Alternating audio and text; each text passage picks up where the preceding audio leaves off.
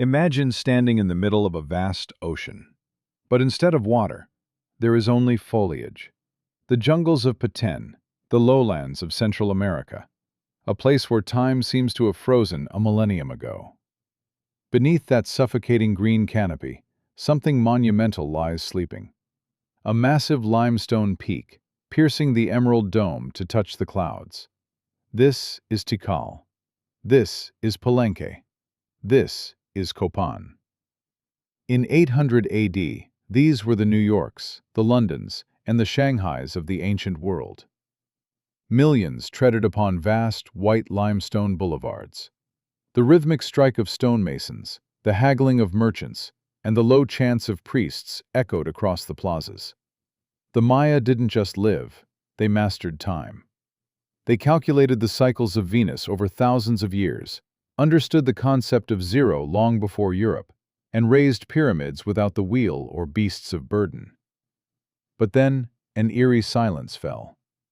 In less than a century, the most bustling metropolises became stone tombs. No trace of a peaceful migration, no chronicle of the day they departed. Only the silent jungle crept in, choking palaces and hiding agonizing secrets beneath layers of moss. How did an empire that conquered both the heavens and mathematics collapse before a single European foot stepped onto its shores? We aren't looking for a disappearance. We are looking for a collapse from within. To understand why they left, we must understand what they lived for. Mayan society wasn't driven by currency or secular law. It was fueled by faith. At the summit of every city-state sat a king, the Kahul Ajaw, the divine lord. They were more than rulers. They were the sole bridge between the mortal realm and the spiritual underworld of Xibalba.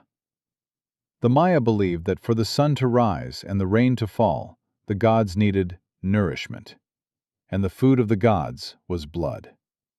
Atop vibrant painted pyramids, kings pierced their own flesh to pray for their subjects' prosperity. But there was a silent pact. The people gave their labor, their sweat, and their blood in exchange for the divine lord's protection against the harsh whims of nature. The year is 810 AD. A dark cloud approaches, but it brings no water. 1 year, 2 years, then 10. The colossal reservoirs at Tikal, the pride of Mayan engineering, begin to crack. The lush green of maize turns to the ash gray of dust. Now, the sacrificial rituals turn frantic. The less it rains, the more blood is spilled. But the sky remains silent. The kings who once claimed to command the thunder now tremble on their thrones under the resentful gaze of a starving populace. The collapse began with a crisis of faith. When the gods stopped listening to the king, the people stopped kneeling before him. But do not blame the sky alone. The Maya had signed their own death warrant centuries prior. Look at the shimmering white walls of the palaces. To create that polished lime plaster, they required immense heat. And to get heat, they had to burn the forest. To build a city like Tikal, it is estimated that miles of primary rainforest were leveled. Deforestation led to erosion. Erosion led to soaring local temperatures.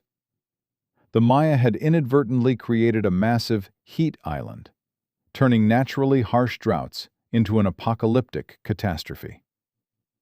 Agriculture crumbled. The earth was given no time to rest.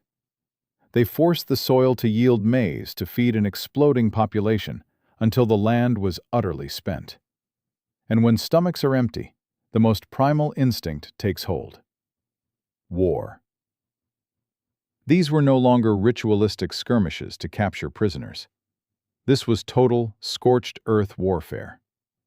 City-states that were once trading partners now tore each other apart for the last drops of water and the final patches of fertile land. Massive walls were hastily erected around cities that once stood open. They were no longer building temples for the gods. They were building fortresses against their own neighbors. Prosperity was replaced by a permanent state of terror. By 900 AD, a total fracture occurred. In the city of Copán, archaeologists found stone carvings left mid-sentence. The mason's chisel seemingly dropped and never returned. The Maya did not all die. They simply gave up. They chose to leave.